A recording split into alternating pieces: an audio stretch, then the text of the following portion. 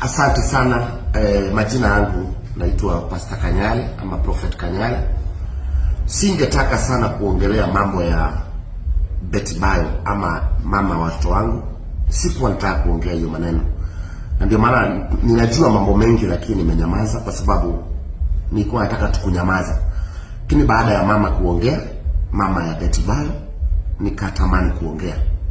Huyo mama umeona ndio mama ambaye amekufiwa na mtoto wake. So wananchi wajue hiyo kitu ya kwamba huyo mama ambaye ako Amerika ako na uchungu sana, maana huyo mama amekufiwa na mtoto wake. Amekufiwa na mtoto wake. Mimi nimekufiwa na mama wa watoto. Tash amekufiwa na aliyekuwa mke wake, maana walikuwa wameachana miezi 3 za mwisho. Lakini huyo mama huyo ndio mtoto wake.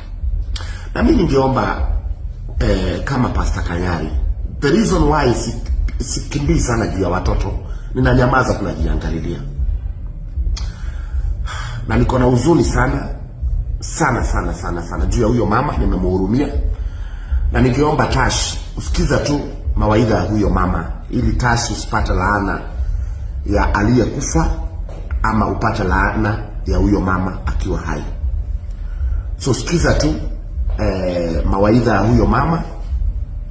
Watu wanaweza dharau huyo mama, lakini mimi siwezi mdharau. Huyo mama amekufiwa na mtoto wake.